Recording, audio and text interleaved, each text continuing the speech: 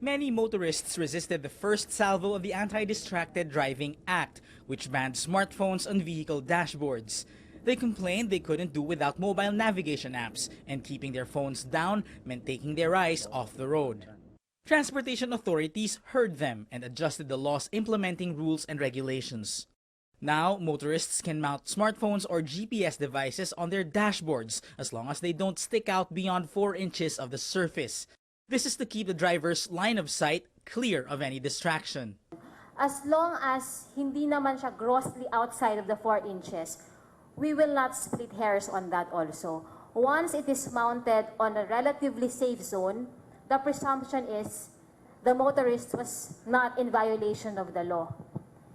But motorists must put their phones on hands-free mode. They're still prohibited from manually operating them.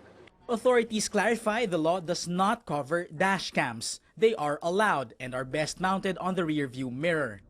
The law does not mention decorative or religious items either. Never was it naman geared towards prohibiting rosaries, the crucifix or 7 dwarfs or the waving cat. Also, drinking coffee and putting on makeup are not prohibited. Motorists have different opinions on the new rules.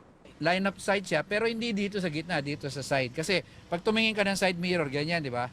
Dadaanan mo siya eh. Kung dito sa baba, mas mahirap siya. Basta ang sa akin lang, magandang gawin nila, pag nahuli nila sa aktong nagte-text o kaya may hawak ng cellphone, tumatawag, yun ang dapat nilang higpitan. From a public safety viewpoint, I think it's a good idea.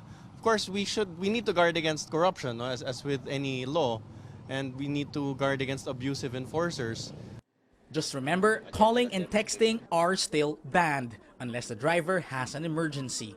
The new rules will take effect on the first week of July. JC Gotinga, CNN Philippines.